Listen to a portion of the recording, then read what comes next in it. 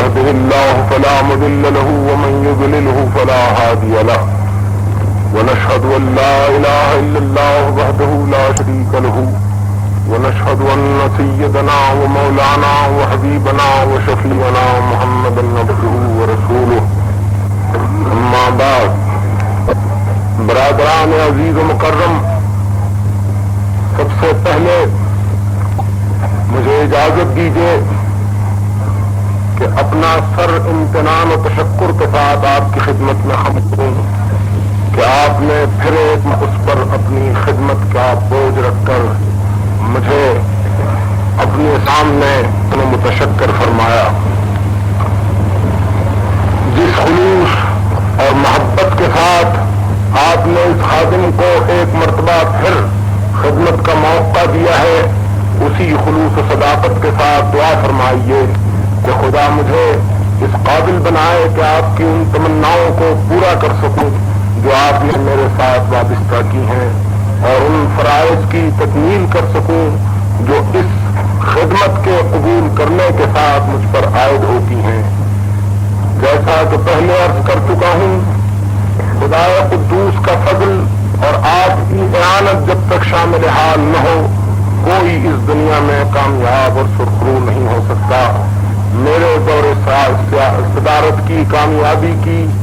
بڑی حد تک ضمانت آپ کا اپنا تعاون ہے، اور میں اس تعاون کا یقین رکھتا ہوں۔ برادران، میں انتہائی مسرت محسوس کرتا ہوں کہ آج ہم دارالسلطنت سے دور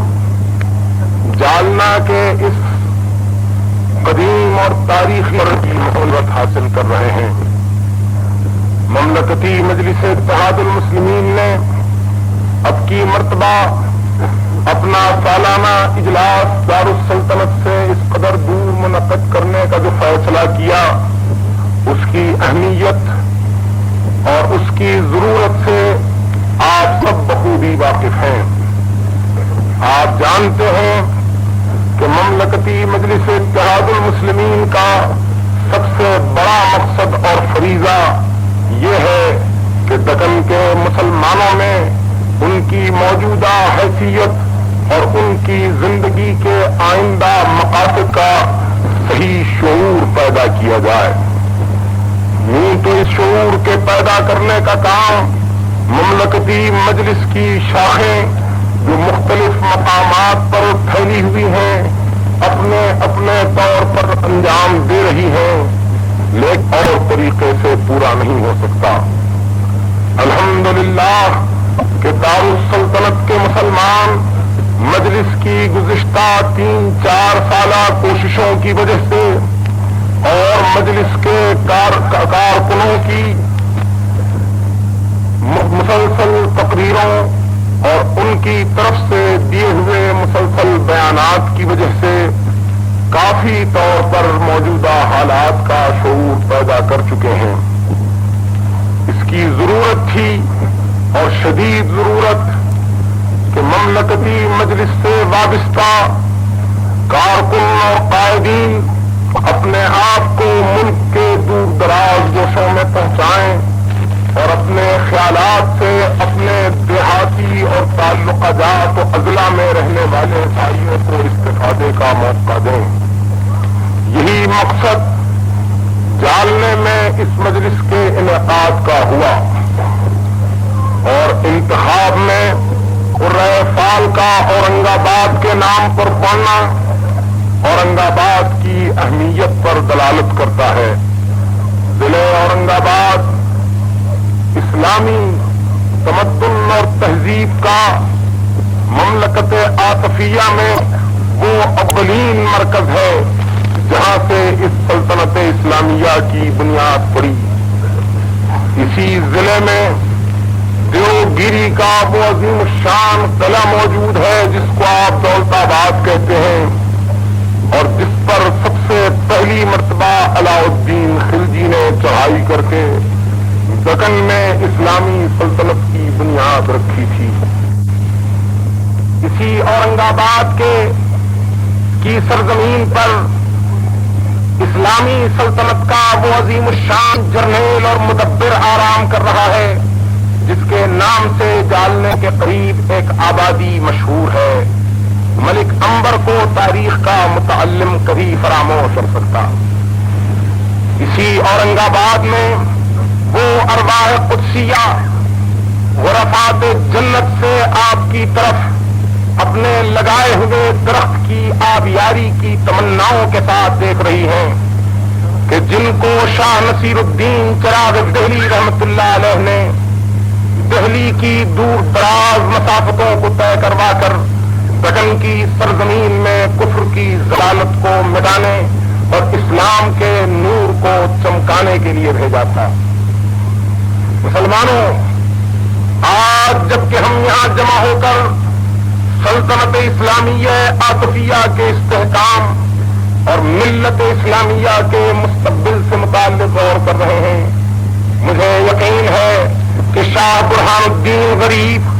حضرت زین الدین اولیاء اور حضرت زرزری زربخش اولیاء کی ارواح مقدسہ کی امداد و اعانت ہم سب کو حاصل ہے،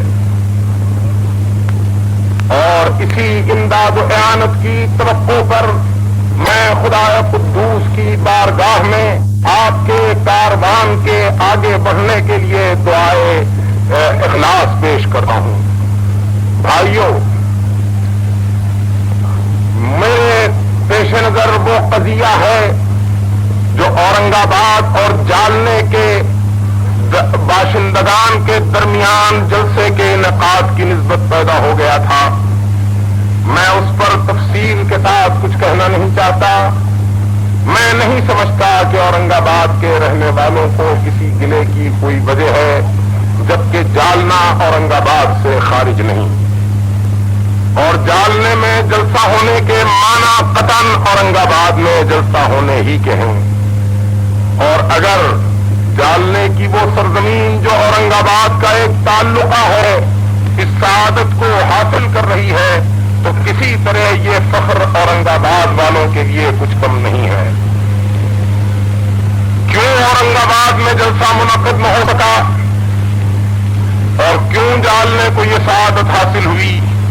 اس کے پیچھے چند ایسی تلخ حقیقتیں شاید موجود ہوں کہ جن کا افتتاحی خطبے میں پیش کرنا مناسب نہیں. میں اپنی عادت کے بموجب اس کو اپنی اختتامی تقریر میں بیان کروں گا.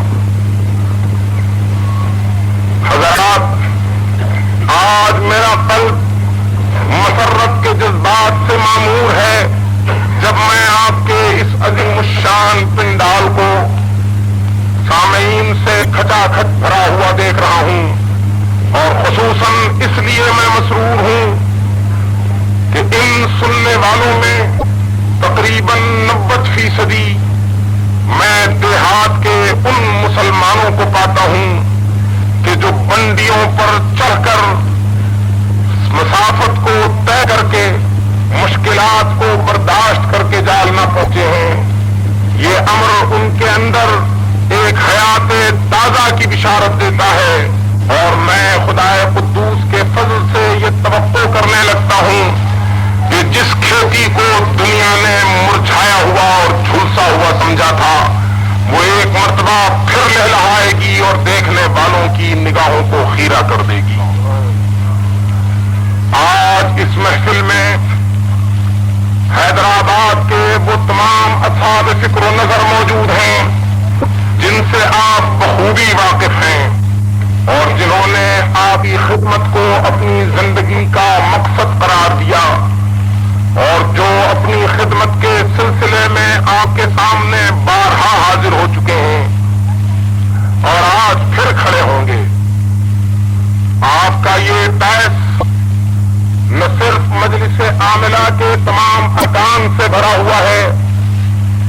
جن میں آپ بخوبی مولوی ابو الحسن سید علی صاحب سابق معتمد مجلس کو جانتے ہیں، مولوی عبد الرؤوف صاحب سابق معتمد مجلس کو جانتے ہیں، مولوی یامین زبیری، مولوی محمد اکبر حسین صاحب وکیل بیدر، مولوی محمد اخلاق حسین صاحب وکیل ناندیر، مولوی محمد انیس الدین احمد صاحب وکیل بیڑ، مولوی کرام اللہ صاحب صدر مجلس عثمان آباد مولوی سید قاسم صاحب رضوی صدر مجلس لارو، مولوی عبد الکریم صاحب تما پوری صدر مجلس ضلع اور گلبرگہ، مولوی سید ضیاء العارفین صاحب صدر مجلس اتحاد المسلمین ضلع رائے چور۔ نہ صرف یہ ارکان مجلس عاملہ یہاں آپ کے سامنے موجود ہیں، اور مولوی احمد عبداللہ صاحب المسدوسی جو پہلے محبوب نگر کی مجلس کے صدر تھے، لیکن اب جنہوں نے بلدے میں سکونت اختیار کر لی اور آپ کی مجلس عاملہ کے رکن ہیں، اور ان سب کو آپ بخوبی جانتے ہیں، اور یہ سب آپ کے سامنے ایک سے زیادہ مرتبہ آ چکے ہیں۔ اس کے علاوہ بھی آج کی محفل میں وہ لوگ شامل ہیں جنہوں نے مجلس اتحاد المسلمین کے اس درخت کو اپنی سعی و عمل سے ابھارنے اور نشو و نما دینے میں کوشش کی۔ میں کسی طرح آگے نہیں چل سکتا آپ کے سامنے اپنے کاروان کے اس رہرو اول کا نام لیے ہوئے کہ جس نے سب سے پہلے مجلس اتحاد المسلمین کی اس عمارت کا پتھر رکھا، اور جس نے سب سے پہلے اتحاد المسلمین کے اس درخت کا بیج بویا۔ میری مراد اس جوان ہمت اور جوان دل رکھنے والے بڈھے سے ہے جس کا نام مولوی محمود نواز خان ہے، اور جو اس محفل میں تشریف رکھتے ہیں اور جو مجلس اتحاد المسلمین کے 9 سال تک معتمد رہ چکے ہیں، لیکن جنہوں نے اپنی عادت کے مطابق اپنی نشست سب سے آخر میں منتخب کی ہے، کیونکہ انہوں نے ہم سب کو آگے بڑھایا اور ہمیشہ خود پیچھے رہ کر آگے بڑھایا۔ لیکن ان کو یاد رکھنا چاہیے کہ جب مجلس اتحاد المسلمین کا نام دنیا کی زبان پر آئے گا تو ان کا نام صفحے اول میں ہوگا اور اس فہرست کے سرے لوح پر ہوگا، اور وہ کسی طرح مسلمانان سکن کی زبان اور ان کے دل سے فراموش نہیں کیے جا سکتے۔ مسلمانوں، اس کے علاوہ آپ اور بہت سے اپنے قائدین کو یہاں موجود پا رہے ہیں جو اپنے اپنے ضلع کے صدر کی حیثیت میں آپ کے نزدیک بہت اہمیت رکھتے ہیں۔ ضلع نظام آباد کے صدر مولوی محمد علی خان صاحب PA LLB، ضلع پربھنی کے صدر مولوی نذیر حسین صاحب، کریم نگر کے صدر مولوی روح اللہ صاحب، اور آل انڈیا اسٹیٹس مسلم لیگ کے سیکرٹری مولوی عبدالصمد خان صاحب راجستھانی MA یہاں موجود ہیں، اور ان سب کے خیالات سے انشاءاللہ آپ استفادہ کریں گے۔ ان میں ہمارے وہ محسنین بھی قابل ذکر ہیں جنہوں نے خصوصاً اس جلسے کے کامیاب بنانے میں سب سے زیادہ حصہ لیا۔ مولوی محمود علی خان صاحب جاگیردار اور صدر مجلس اتحاد المسلمین بوئن پلی، مولوی AS عبد القادر صاحب اور مولوی MM حسین صاحب سکندرآباد کے وہ تاجران ہیں جنہوں نے آپ کے اس جلسے کے کامیاب بنانے میں پوری کوشش کی ہے۔ آپ کی اس محفل میں مجلس اتحاد المسلمین کے آرگن اور دکن کے مشہور ترجمان اخبار رہبر دکن کے ایڈیٹر مولوی سید احمد محی الدین صاحب تشریف رکھتے ہیں۔ مجھے افسوس ہے کہ ہم اس وقت اپنے دوست اور مکرم دوست مولوی عبد الرحمان صاحب رئیس کو یہاں نہیں پا رہے ہیں، جو کسی وجہ سے ساتھ نہ آ سکے، ورنہ آپ ان کی ملاقات سے بھی لطف اندوز ہوتے۔ برادران، ان تمام زعماء کا آپ کی صف میں موجود ہونا، جالنے کی اس سرزمین پر جمع ہو کر آپ کا ان کے خیالات سے استفادہ کرنا، کیا آپ سمجھتے ہیں کہ آپ کی جماعتی زندگی میں ایک انقلاب آفرین ورق تاریخ نہیں ہے؟ میں متمنی ہوں کہ آپ ان سب کے خیالات سے پورا استفادہ کریں، اور جب آپ رخصت ہوں تو آپ کا قلب ان کی پیش کی ہوئی تلقینات و تعلیمات سے معمور ہو، اور آپ میں سے ہر شخص اپنے اپنے مقام پر اپنے فریضے کی انجام دہی کے لیے تیار ہو۔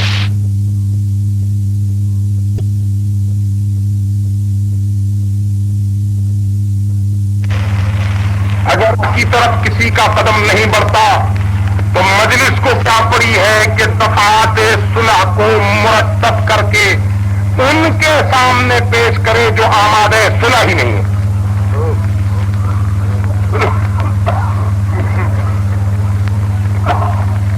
بلکہ میں تو سمجھتا ہوں کہ جیسا کہ میں نے اس سے پہلے ابھی کہا ہے، شاید جاپان کے جنگ میں شریک ہو جانے کی وجہ سے خود ہندوستان کی سیاست اس طرف جا رہی ہے کہ اب آپس کے مسائل میں الجھنے کا وقت نہیں رہا ہے. اب وقت اپنے بٹانے کے مسئلے پر غور کرنے کا ہے اور ان مسائل میں الجھنے کا نہیں جو بچنے کے بعد پیش آئیں گے. برادران، مجلس اتحاد المسلمین اپنے آپ کو بھی پہچانتی ہے، اپنے ہمسایوں کو بھی پہچانتی ہے، اور کبھی اپنے اور کبھی ہمسایوں کے گھر میں آنے جانے والوں کو بھی پہچانتی ہے.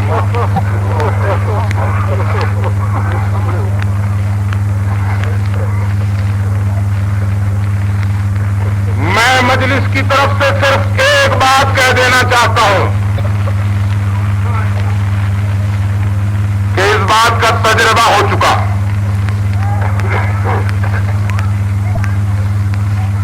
کہ اس نے گالی کو ہمیشہ گالی دینے والے کے منہ پہ پھینکا، تعریف سے کبھی اپنے دل کو پھولنے نہ دیا، اور مخالفت اور دھمکیوں کو کبھی اپنے کان نہیں دیے. وہ اپنا راستہ رکھتی ہے، اپنی منزل رکھتی ہے، اس منزل کی طرف بڑھ رہی ہے. راستے میں 50 ٹھوکریں لگتی ہیں، روڑے آتے ہیں اور کسی گوشے میں لڑک کر چلے جاتے ہیں.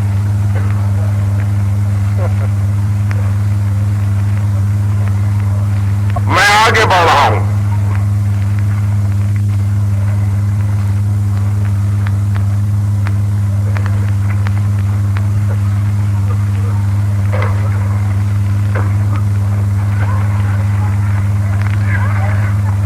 اور آگے بڑھتے ہوئے بجائے اس کے کہ دوسروں سے مخاطبت کروں، خود اپنوں سے چند باتیں کہنا چاہتا ہوں.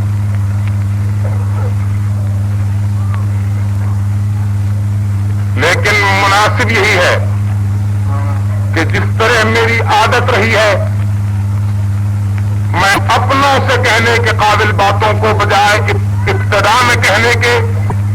محفل کی انتہا ہوں، جبکہ ان کے قلب و دماغ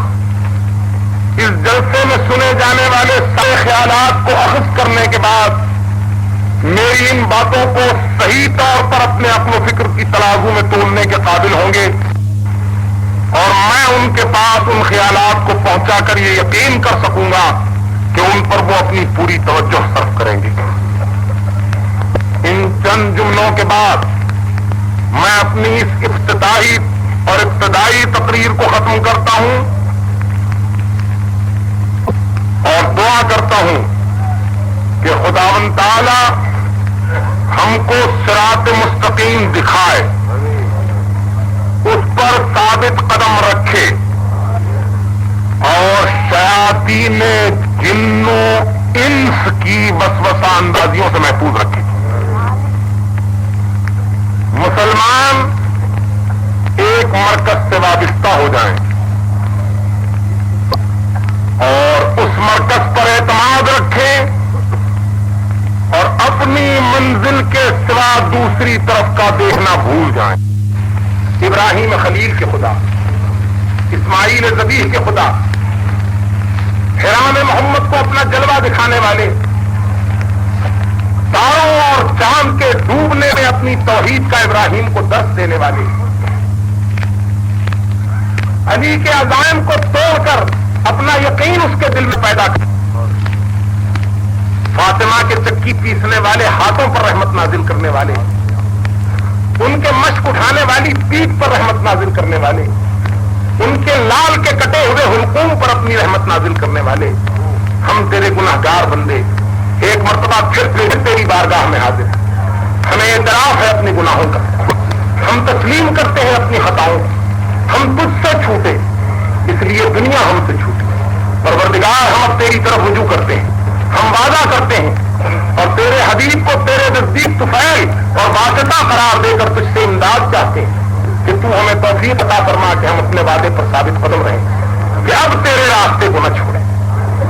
اب تیرے دامن سے منہ نہ موڑیں، اب تیرے آستانے سے اپنے سر کو نہ اٹھائیں،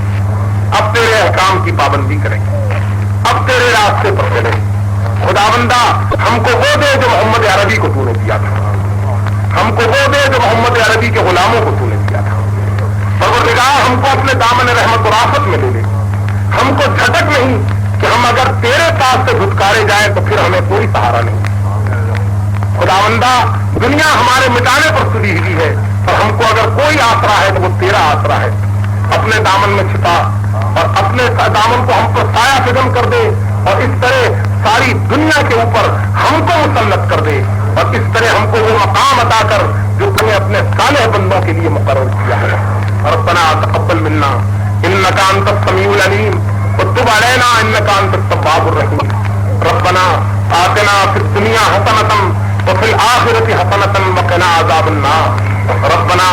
لا تؤاخذنا ان نسینا او اخطانا، ربنا ولا تحمل علینا اصرا كما حملته على الذين من قبلنا، ربنا ولا تحملنا ما لا طاقة لنا به، واعف عنا واغفر لنا وارحمنا انت مولانا فانصرنا على القوم الكافرين۔ ربنا ظلمنا انفسنا وان لم تغفر لنا وترحمنا لنكونن من الخاسرين۔ ربنا عليك توكلنا واليك انبنا واليك المصير۔ اللهم ارنا الحق حقا وارزقنا اتباعه وارنا الباطل باطلا وارزقنا اجتنابه بفضلك يا اكرم الاكرمين۔ اللهم صدر الدنيا باعيننا وعظم جلالك بقلوبنا، ربنا وفقنا لمرضاتك وثبتنا على دينك وطاعتك وعشقك ومحبتك بفضلك وبكرمك يا اكرم الاكرمين وبرحمتك يا ارحم الراحمين۔ وصلى الله تعالى على خير خلقه سيدنا ومولانا محمد وعلى آل سيدنا ومولانا محمد بارك وسلم، واخر دعوانا الحمد لله رب العالمين۔ خدا حافظ۔